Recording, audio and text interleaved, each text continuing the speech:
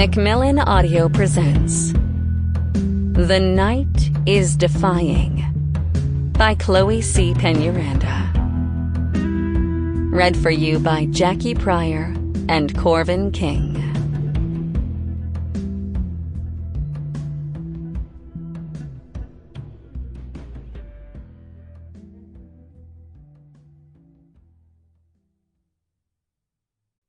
Part 1.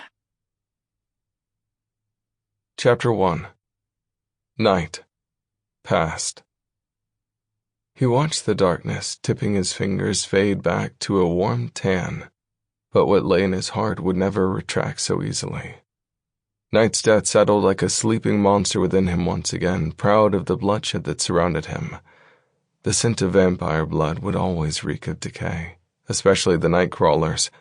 Plucking a cloth from his jacket pocket, Night wiped his face as he stepped over the bodies.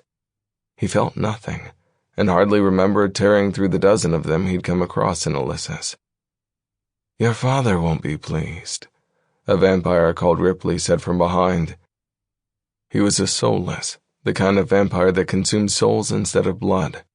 From Night's understanding, they could glimpse everything of a person through their souls, and once held a close alliance with the Celestials to keep peace and rid the land and stars of those who'd committed sins unworthy of redemption.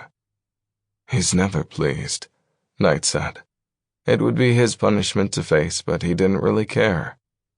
He approached the wagon of captured Fae. They all cowered, thinking they'd been saved from one fate only to be staring at something far worse. It wasn't far from the truth, if his intentions for them were anything like the slaughter they'd just witnessed. With ease, he broke the lock, tossing it away before the iron door swung open. The Fae didn't move. This was the soul-tarnishing part he had to turn off every emotion to face. They couldn't all live.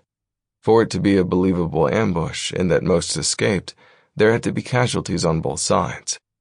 Yet looking at every frightened life before him, it was never a choice he could make. "Not all of you can be saved, but you get to choose who walks away," Night said. It didn't matter what he did or who he saved. There would always be a villainous taint to it.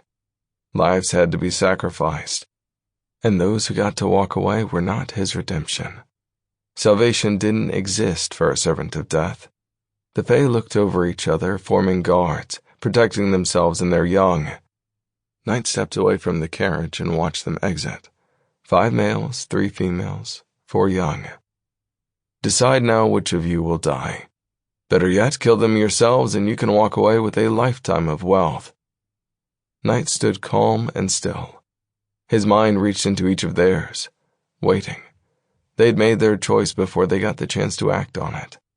Night reacted to their unspoken intentions, snapping the neck of one male who planned to lunge for the female next to him to save himself. Then Night twisted, reaching a hand into the chest of another who was about to turn on his friend. Finally, the last male succumbed to the hand Night wrapped around his throat, for the target he'd made of the young in his company. Night tossed him aside, not looking as Ripley caught the Fae, and his silent cries didn't last long as his soul was devoured.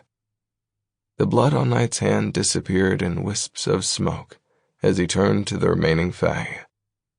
"Run south and don't look back," he said to them, devoid of any emotion. It took them a moment to decide Night wasn't going to turn on them as they tried to escape. They were right to be cautious, and he could only hope their fear of him and other vampires that could come after them again would keep their wits sharp.